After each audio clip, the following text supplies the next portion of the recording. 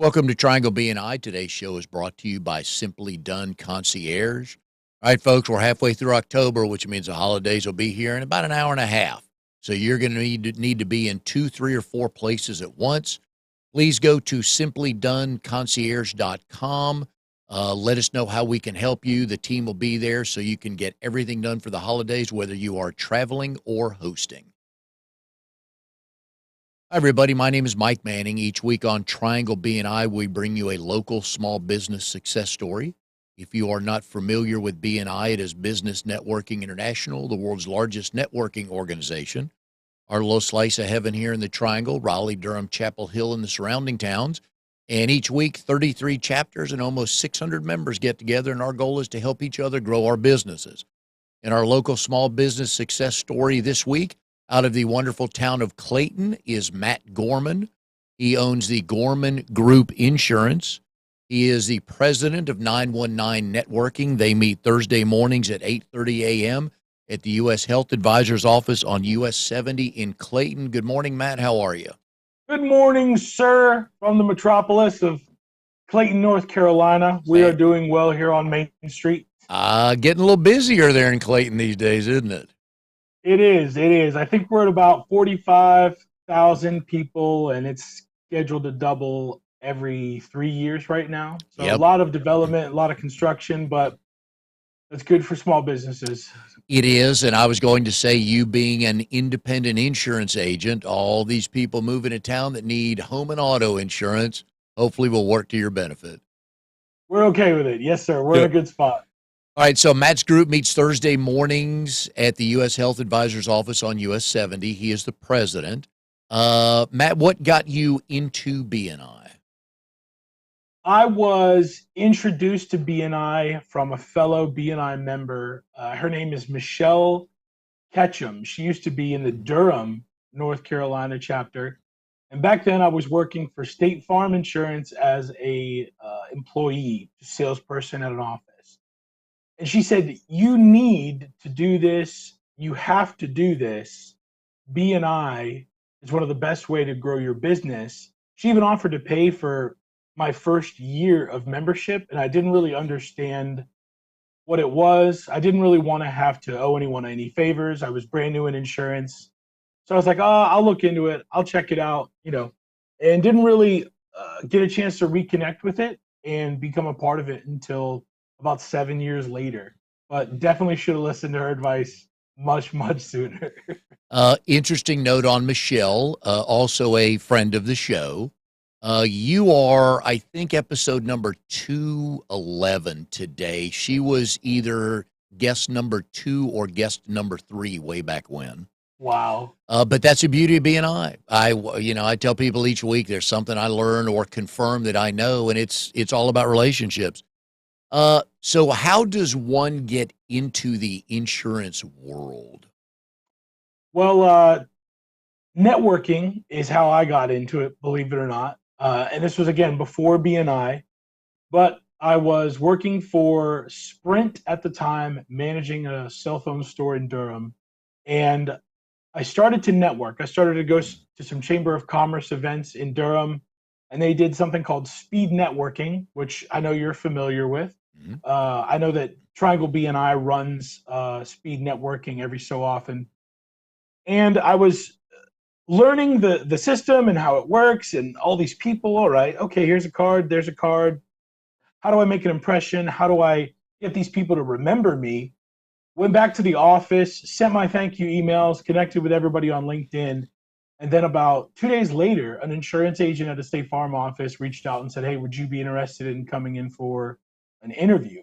So I didn't really do anything other than be out in the community, networking, meeting other people, and I followed up.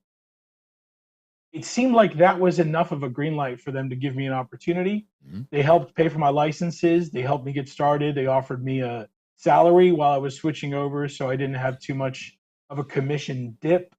And I've been doing insurance ever since. That was November of 2012. And again, I think your point is correct. What they saw in you was you kind of got to be a hustler, especially in the insurance world. Yep. That was, in hindsight, that's what they were looking for. And now as a a business owner, that's also what I'm looking for when I'm looking for new staff or adding salespeople. What was the world of selling phones and stuff at Sprint way back then? What was that like?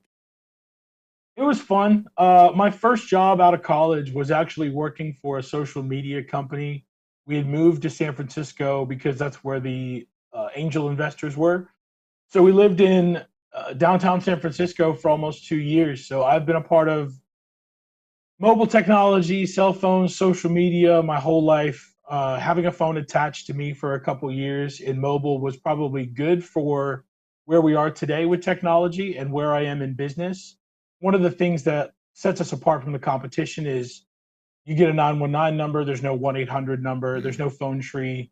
They can call us directly, and I don't mind that phone ringing. I don't mind it being in my pocket and connecting with my customers because I feel like that's something that we're losing in the commodity of insurance. Less connectivity, less relationships, more press three for this, press two for Mhm. this. Um, I feel like that sets us apart, and it doesn't bother me at all to make sure that I'm reachable by all my clients. BNI has taught me many things. One of the more powerful ones is to shop local. Nothing against these big national and international brands; they serve their purpose. But if I think there's certain numbers you should have, certain people you should have their cell phone number. I think your CPA and your insurance agent are right up there. For me, it's my chiropractor because I'm old. But there's something to be said for being able to pick up the phone. I go back, so this would have been 2017 or so. I had just bought a minivan, which I love minivans, always have. And when I bought it, I was asked by the person at the car dealership, "Do you want gap insurance?" And I said, "Nah, I'm good. I got real good coverage." Well, it turns out one day I got T-boned and would have that gap insurance would have been nice because it would have saved me about 8,500 bucks that I had to pay back, right? Yeah. But I had my insurance agent. This was at 9:15 on a Thursday night, and I had the cell phone number, and I called him, and he answered and walked me through that. So I'm with you. The value of a local number just puts people at ease when they call you. And I know they're like, "Matt, I know it's Saturday." It's like, "Nope, Mike, keep talking," right? Because you're You there. call me for a reason. Just But get it out. Just but tell that me. but that's what we're buying. I'm not really buying insurance. I need insurance. I'm buying a guy that'll take my call. Yeah, and we want to get the phone call from our customers whenever they get in an accident. We Mhm. don't mind being the first phone call. If somebody's injured, always call 911 ambulance first. But especially when you get a ticket, we want to get a phone call when you get a ticket because there's two Ooh. separate paths of points in North Carolina. There's driver's license points, and then there's insurance points, which in the court system and through police officers, usually they're going to be talking about driver's license points. We deal with insurance points, which are like multipliers on your insurance. So we have a team of trusted legal professionals in Wake County, Johnston County, Harnett County that we would tell you to go to help you get the best possible resolution for that so that it keeps your insurance as low as possible. Some people say, oh, I don't want to pay for that up front. If you look at the cost, Mm. one ticket's going to stay on your record for 3 years. And if it goes up $50 a month for 36 months, it's much better usually to try to get a legal professional involved to try to get that ticket dismissed or Mm. lowered just so that the impact is less on your insurance. And there are lawyers out there that they wake up every morning loving going to court to help stuff like that. And you're right, there's ways to mitigate uh, damage to the driver's license. They may back it off, even if they back it down 5 miles, which reduces the fine, reduces the ticket, things like that. Mm-hmm. But I've always, Matt, that's a good point. I hadn't thought about speeding tickets because I always figure you guys Yep. have taught me don't call the claims number first. Call your local agent, talk this Mm-hmm. through, figure out. I didn't even think about the speeding tickets. Every Oh, time, man. It's the because everybody speaks, almost everybody that you're going to come in contact with is going to speak a different language. They're yep. going to be talking about driver's license points, and no one in the process deals with insurance and the cost associated with it, right? An 11-mile-per-hour ticket versus a 9-mile-per-hour over ticket Yep. could be thousands of dollars over 3 years. Just call your insurance agent and say, hey, here's what I got. What would you recommend that I do? Um, that could be one of the more important phone calls, especially with larger families, because you have such a higher risk of another person getting into a ticket in Yeah. that 3-year time period. It's an exponential multiplier on top of that. So always call me for tickets. Always call me for accidents. If you're watching this and you're part of BNI, you call me anyway. I just want people to get insurance advice before they get courtroom advice. That's all. Here's the other cool educational moment I've got from insurance agents is most everybody has insurance, but not everybody has the correct coverage. Yep. There was a law just passed recently that'll take into effect next year, maybe beginning of 2025. I'm not sure of the effective date, but they're raising the minimum limits on car insurance. So if you were to come into an office and say, just whatever I need to stay Yeah. legal or keep me legal or whatever my bank needs, right? Those minimum limits now have almost been doubled.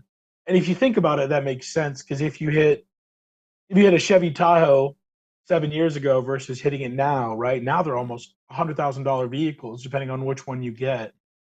Those limits for property damage liability need to be increased because rear-ending a car now could be twice as expensive as it was 5 years ago, just like the housing market. Well, and we don't look at it that way. We look at it as, oh, the state says this minimum is good. Oh, it must be fine. But it does not take into effect the Tesla you hit with 3 drivers. One of them is Right. life flighted to the hospital. And all of a sudden, your limit is way in the rearview mirror. Tell me the last time you did something that was the minimum that was good for you. Yeah. Oh, great line. Yep. Right? Yeah. Minimum amount of exercise, minimum amount of Yeah. time off, right? Minimum minimum is a bad word. It's not a there's not really a positive Yeah. connotation to that unless we're talking about a minimal amount of damage. But if you're paying for insurance and you don't have enough coverage, you're basically paying for something that doesn't cover you at all. It's like buying a quarter of a blanket and using it to go to sleep at night. You need to have I don't like using the word full coverage because it doesn't really talk about what's included in there. It's kind of a blanket statement that people use outside of the insurance industry, but you're purchasing not enough coverage to do exactly what you think it's doing for you. It's kind of like the boss that hired you way back when. He goes, Matt, I need you to make a minimum of 20 outbound calls a day. If that's all you did, dude, you would not be sitting here today with your own office. Yep. Minimums, very rarely, man, are minimums a good thing, you know? Yeah, my brother is, we keep laughing about when he does pass, hopefully many, many years from now, the amount of sayings he has, we're going to have to build a bigger headstone every year because he's got, my boys love all his one-liners. And one of his is, what's the least I can do here? Now we laugh because it's usually when his kids ask him something or his other family members, what's the least I can do here? But you're right, man. There's not much good that comes from, Nope. Stay away oh, from that. Stay away from the minimums. That's yeah. my insurance advice. And really, if you step up a tier or even 2, the cost is not that dramatic. No, we're not even going to break a double digit monthly increase. If Yeah, you go from the bare minimum to double that coverage, it's not I'm just seeing $9 could be like the most yeah, that would go up each month. And what that does, for those of you who don't know what your coverages are, there's 3 numbers. It's going to be bodily injury per person, bodily injury per occurrence. So like if there's multiple people involved, that middle number is the most amount of money that they'll pay for bodily injury. The third one is the one that's becoming a little bit more troublesome or worrisome is property damage. mm, So my home, 1,600 square feet, bought it for 180 some thousand dollars back in like 2018. Now it would appraise or need to be rebuilt at over $300,000. if I were to wreck into somebody's house or garage or even a fence, fences are twice as expensive now. You only have $25,000 of property damage on that policy if you get the minimums. So if you hit a fence and a little bit of a house, or if you hit, again, rear end one of those Tahoes, or somebody's got a nicer car, you live in one of those nicer areas, you're a um, private school attendee, right? Your kids go to a private school and you're in the carpool lane and you hit something that's got a foreign emblem on it, that $25,000 may not be enough. And people just won't realize it until it's too late. They'll get a check for any kind of damage if they damage their vehicle, but now we have to pay for an extra $7,000 because they did $32,000 in damage, all because they wanted the minimums. Well, and this goes back to my gap insurance moment. I think it was going to cost me 125 bucks, maybe 175, and it ended Mhm. up costing me about 8,700 bucks. So yeah, Yeah. yeah, get the correct coverage. And I was stupid, and I tell people now, yeah, the answer is yes. If they ask, the answer is yes. And the next car we buy, would you like that? Yes, we would like that. So Some companies now offer something similar. It's not necessarily gap insurance, but a few of the companies that we have as carriers will offer repair and replacement mhm. costs. So if you total the vehicle in the first 5 years, they'll actually buy you a brand new vehicle of the current year, make, and model. So if you wreck your 2019, Ford Explorer Sport or XLT, whatever it is, you may be able to get a brand new 2024 right now if you were to choose that coverage whenever you first added the vehicle. So make sure you ask about gap insurance and what it is with your current insurance agent. If Mike said gap insurance and you're like, what? That's not covered. Make sure you have those conversations. Yep. You pay your insurance agent a lot of money every year. They should be willing to sit down with you and go over all those coverages for the amount of money you pay. Yeah, I think that after my accident where two kids were joyriding through a neighborhood, they should have changed it to dumbass tax because it was me for not buying it, but I don't think they'll change that in the state record book. So, do you remember your first policy you wrote? I do. I do. It's still a customer of mine. They're good friends. They're out in Concord, North Carolina, Mhm. the Wootons.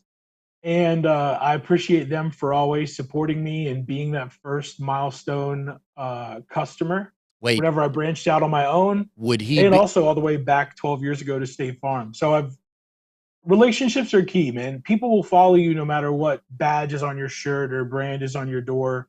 If you just treat people like people and not dollar signs, the dollar signs will follow, but so will the Yep. people. They'll never leave you because of how you make them feel.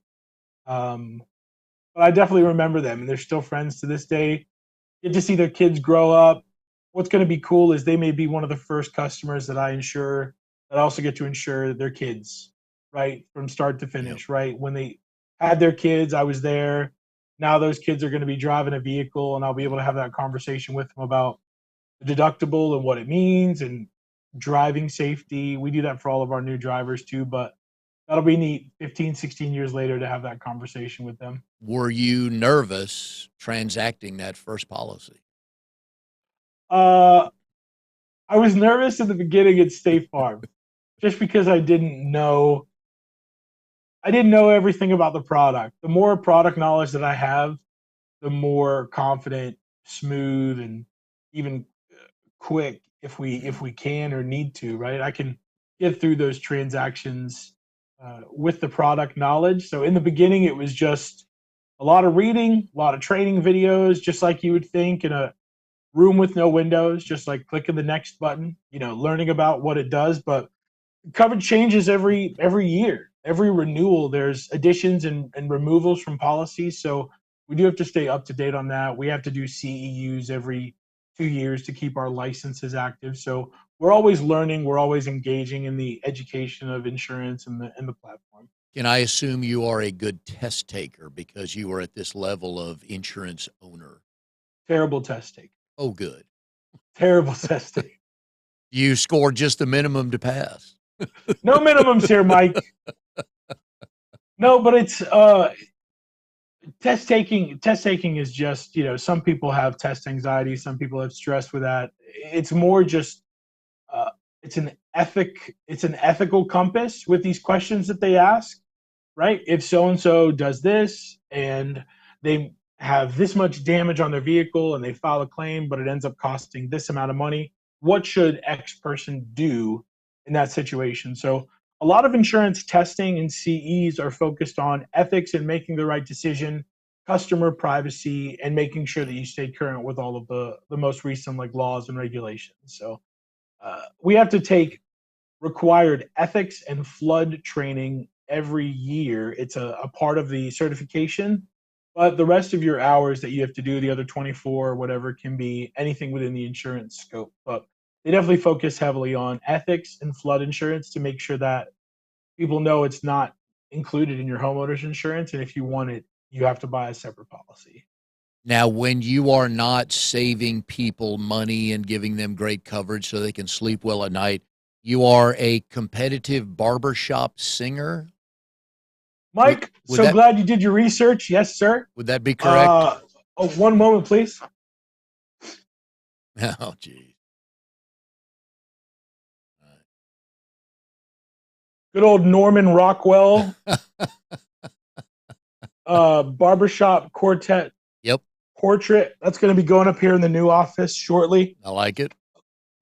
Man, I've been singing barbershop a cappella music probably since 1999, 2000, since I was, no, it has to be sooner than that, 98, like when I was probably 12, 13 years old. I Is was, go ahead. is that a gene handed down from mom or dad? I found out after I got into it that my grandfather has done barbershop singing for decades. Nice. So it was just musical theater, right? I don't know if you know this, Mike. I'm a little bit of an extrovert, Dick, yes. a little bit of a ham. Give me a microphone or a camera or a podcast. Yep. Love it, right? Someone encouraged me to do a musical theater audition at my school, and I was cast in a musical called The Music Man. Love it. And I was put into the barbershop quartet in that Yep. show and been singing ever since. Most recently, my singing accolades, I've won 2 championships for the North, South Carolina, Georgia region. And I've also been on the board of directors for the international organization that represents barbershop, the Barbershop Harmony Society. I believe, here's my oh wow moment. I believe in that movie, that quartet was called the Buffalo Bills. How about that? Huh? Love that. Yeah, Opie. By the way, Opie, before he was Opie, was in that movie. He was I'm impressed. I'm impressed, Mike. golly, why am I forgetting his name in the movie? The young kid. Anyways, so you just Oh, decided, Ron Howard. yeah, Ron Howard, yeah.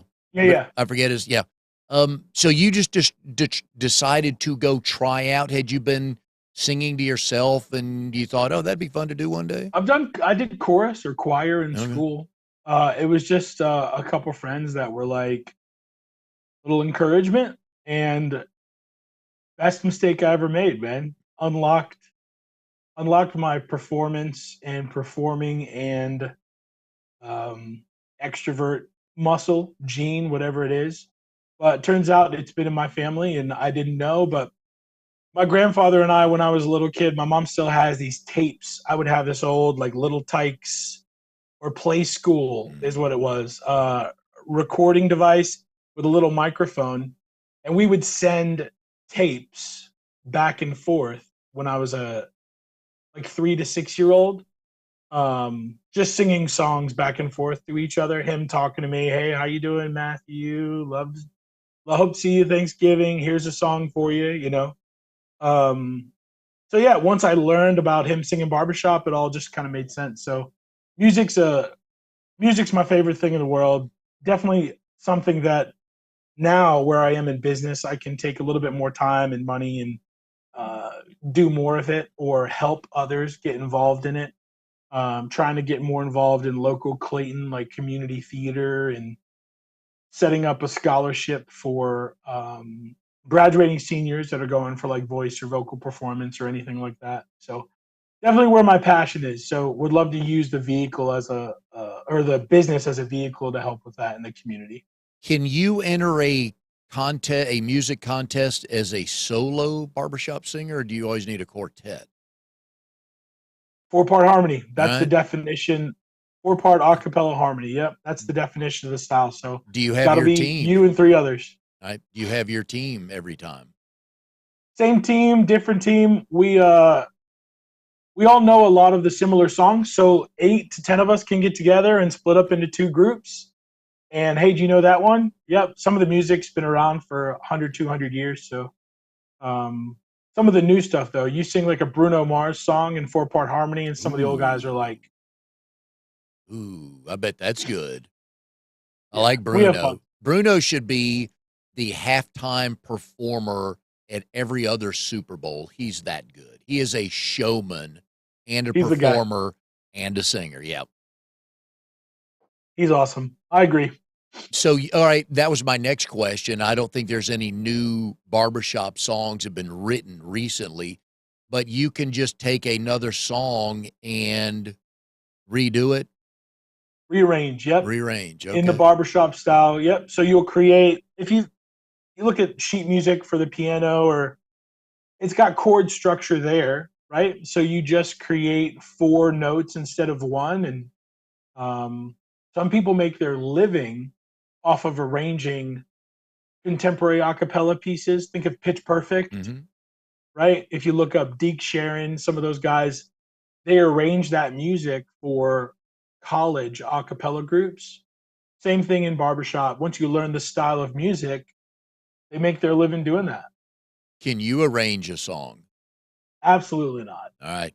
Which part of the four-part harmony do you sing? I sing the high tenor part. Oh, So okay. I sing the very high, almost falsetto Mhm. part of the quartet. So there's 4 parts. There's the tenor, again, high part. There's the lead or melody, which is going to be the basically the same tune that you would hum or sing for any song that you hear on the radio. You have the bass part or the lowest voice, and then the baritone part will kind of fit in between the lead and the bass and fill in whatever note we need to make it that barbershop sound. Do some of the members of a quartet sing different parts, or do you know, or do you focus on one? That's kind of where you stay. Yeah, some can. There's a few people that have won. There's an international competition every year. This year it'll be in Cleveland. Last year it was in Louisville. But some people have won on 3 out of 4 voice parts. So Wow. they have yet to have somebody win on all 4. But surprisingly, most bass singers have really good falsetto voices. Uh, Lead singers are usually the crooners, right? And then the baritone people are like the IBM engineers that can like fit that note in that perfect spot every time. Uh, different different types of people for different types of voice parts, but usually the analytical ones, they're the baritones because it's a little bit harder than most parts. And what was the last competition you won? Last competition I won was right before we started the business, and that was in November of 2019. We won in Savannah, Georgia. The name of the quartet was called Word Play, Oh, and we had some like dapper light blue suits and fancy ties, and it was an excuse to like buy a new suit every year, for competition. But I've been competing probably for the last 7, 8 years. Took a little break because of COVID, and now I've just been a spectator since we had our kids. And it takes a lot of time rehearsing. Anybody who's done anything sport related or musical related, it takes a lot of time to rehearse. So I'm enjoying being a dad for every minute that I'm not here hanging out in the office. do either of your kids share that gene and the interest? They know what barbershop is. They can sing great, which is like so awesome for me as a musical father. But I was totally prepared for it not to be, and would still love them just the same. But I don't know if it's this Disney movies growing up or singing to them all the time, but I've been able to take my 5 year old to 3 shows, and they're starting to sing some more contemporary stuff, even from some of those Disney movies that she's watched as a kid. And now she's able to recognize them. Dad, that's from the Rapunzel movie, or Dad, that's from Princess Frog. Like that. That's really cool for me to experience. But haven't been able to take the 3 year old out yet. She probably couldn't sit through one of the shows yet. Now, when you are at some sort of an event, whether it's just somebody singing casually or there's a competition that you're not involved in, are you Judgy McJudge when like, ooh, or to go, oh wow, look at him No, trying hard. yeah, you can't do that because it's so. Oh man, think about like people's fears, right? Mm, Public speaking, death, and then singing is probably mm, up there too. You can't critique or ridicule or even coach unless someone's willing and ready to receive it. It's such a vulnerable state, sharing your thoughts and feelings and expressions through music, because it's you, it's your voice, it's part of your body. It's not like you can really change it. Like you have to be very, very careful with how you offer that advice or critique or coaching. You have to be very focused on praise, very focused on forwarding the individual or the ensemble. Um, because as long as you can sustain talking, right? That's all singing really is. There's a couple people in the population that actually are like monotone. They can only speak and sing in mm, like one tone of voice. But everybody else has the capability, so you never ever want to give them any kind of reason to not explore or be afraid to share that with somebody else. Got to be always good job, great job, keep going. mm. When you are having a good day and you're in line somewhere waiting on something, do you find yourself breaking out into song and not realizing you're singing out loud where people can hear you? Nope, I've gotten that under control. Definitely, my karaoke years helped me get that out of my system. Right? Uh, but now it's just little tunes or little things that we use to help the girls like remember things, songs that'll help with things around the house that we're trying to get done. I'm really just trying to use it as almost like mnemonic devices for the kids because they enjoy it. We've gotten them to remember our phone numbers, their birthdays, our address, right? In case they ever get lost or they ever need to talk to somebody, they have those ready to go. And music is such a great communicator that it's worked out really well for us. So I keep it all inside, even though you may think because of how much I talk that that's a problem, but I'm pretty good in line these days. Speaking of karaoke, what is your go-to song? My heart will go on from Titanic because Oh, it's never expected ever. Lord. Yeah. It's a Uh, falsetto. Big guy gets up there, yep. great beard, Yeah. well manicured, everything, and then Celine Dion comes out of his mouth. Then we hand out a couple business cards and we let everybody know what we do for business. What kind of reaction do you get from that when you start singing that song? If you can see audience faces, what are you picking up on?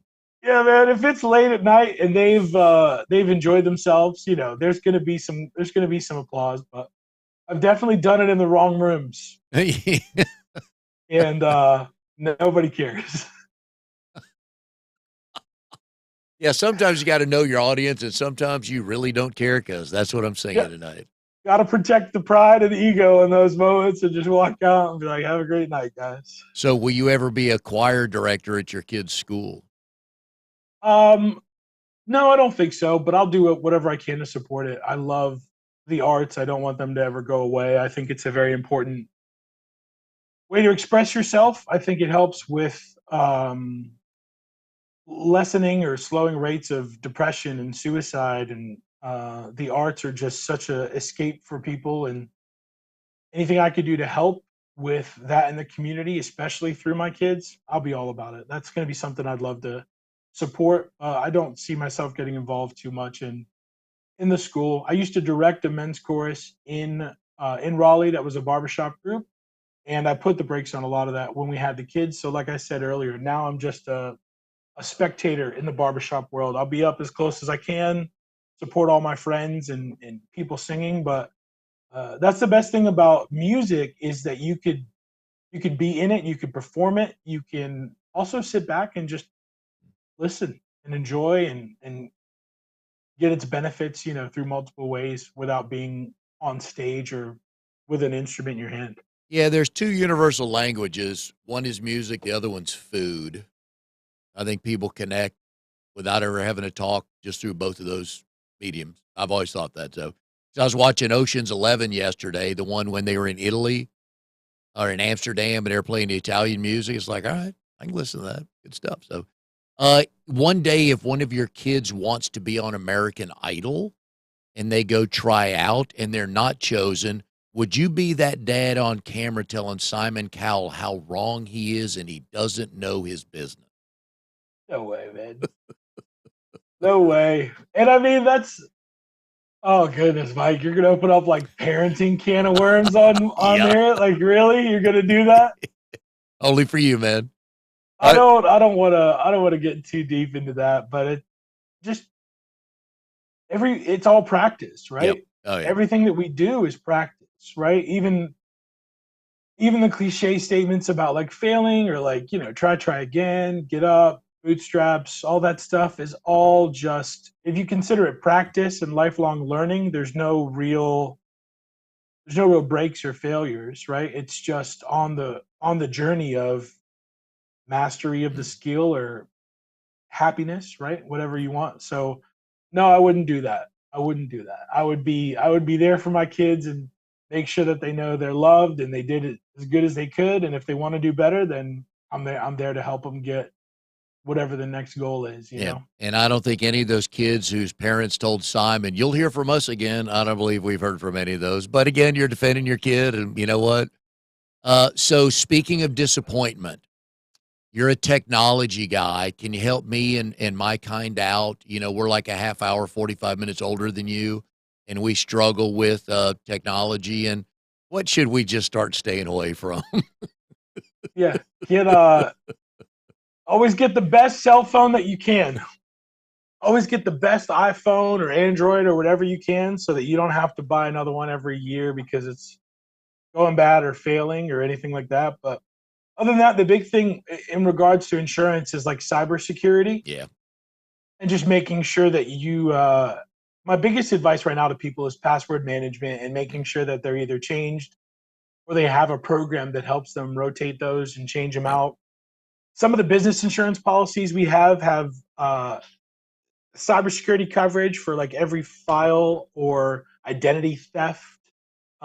We also even have like ransomware coverage where there's if somebody holds your client's data or the deed to a home from a closing or something like that.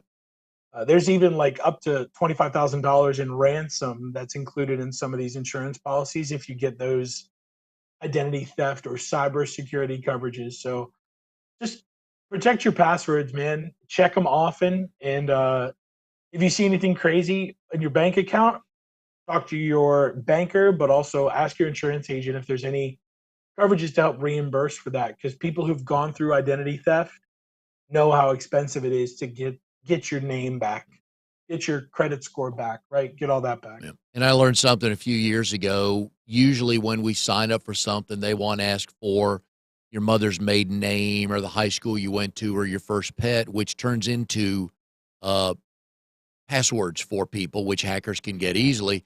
That you don't have to put any answer that even can be read or make sense. They just want you to put letters in the box. So don't Right. feel like, oh, I've got to put Millbrook High School or, stuff like that. Just type in about 8 or 9 letters or 4 and just be done with it because hackers, they're smart and they're looking for stuff like that. So I didn't know that. I don't think I've been hacked before for anything serious. They're going to be pissed off when they get into my bank account. They're going to be mad at me and they're probably going to come back even harder. It's like, dude, we did all this work for that. Well, think about like your first dog. If it's Yep. your current dog, it's on your Facebook, Yeah. Oh, right? yeah. You know, Yeah.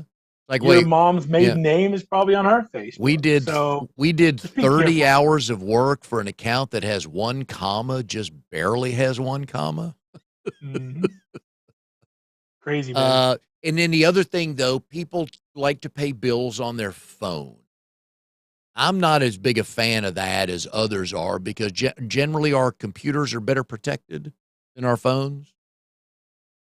And I just, right? Have you had people I talk? agree. Yeah. I agree. You're anytime that you're using like a free public Wi-Fi, it's at Yep. risk. Um, Yeah. but there's also services where you can set up temporary cards, temporary debit cards, or temporary credit card numbers that you can use. And if it ever gets compromised, you just click refresh, and it gives you a new number for you to use virtually while you're out there. So Ooh, that's good to there's know. ways to avoid that as well. I don't have any of the services offhand, That's but fine. I know that that's a safe way for you to link multiple accounts to one randomized card that you can use whenever. And if something happens to it, you just push a button and it gives you new numbers. Yeah, because a lot of us go to Panera's or Starbucks or a lot of these places, sit and work for a couple hours. Like, oh yeah, before I go, let me do this, and it's their free service. Like anybody can get in there if they want to. And Be careful. oh, I know. All right, so we've been putting Matt's phone number on the screen here, folks. If you just need a question answered, just to see if what you got is what you should have, please give Matt a call. He'll answer any question for you. He's not going to sell you on becoming a client. You may find out I need to be, but he'll answer your question. Just find out if your policy's good. So is that the tip of the day, Matt, when people sign off from the show here? Just go look at their policy just to see what they have? Yeah. Um, it's always good to ask what the insurance agent has. Like, what kind of coverage do you have? Right. Ooh. You would ask that to somebody who you're buying a vehicle from. Like, do you have one of these cars? Right. What kind of solar panels do you have on your house? Right. Are these the same kind and quality that you would install, knowing what you know with what you can get as a member of the company? That's always a great question. I have my coverages on like a screenshot here on the desktop that I could show people at any time, just so they could see these are the coverages that I have. This is what I believe in. If you ever are in doubt and you think that someone's steering you the wrong way or you don't need the coverages, most recently I let someone off the hook completely, and I said, please, I know this is a brand new policy idea of a personal liability umbrella, right?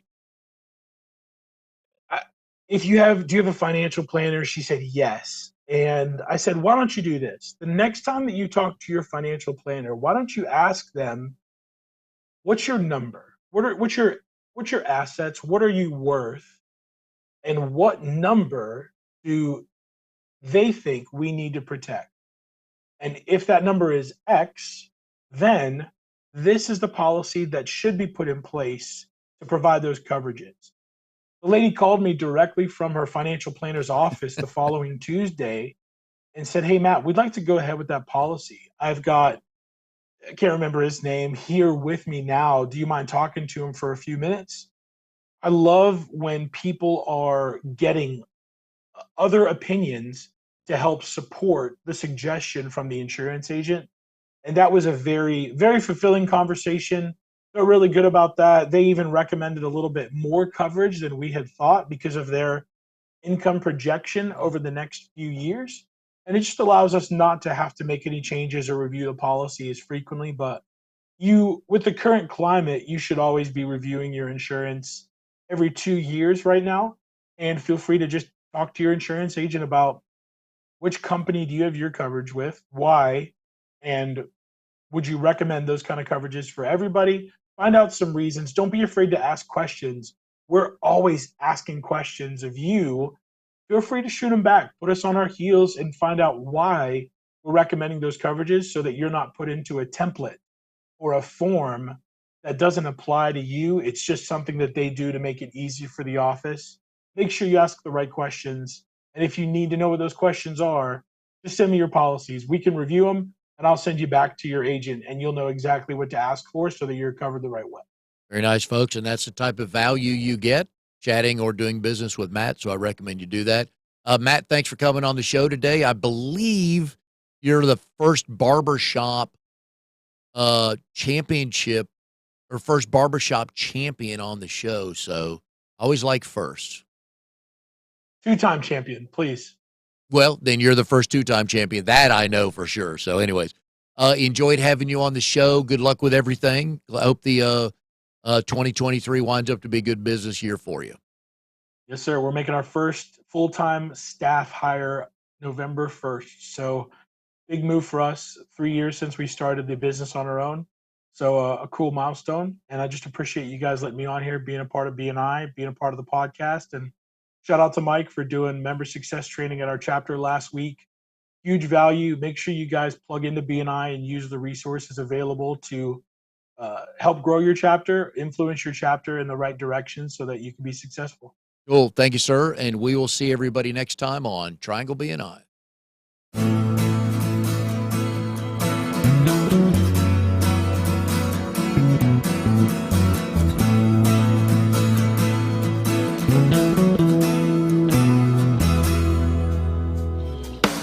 You are tuned to the Nissan Communications Network.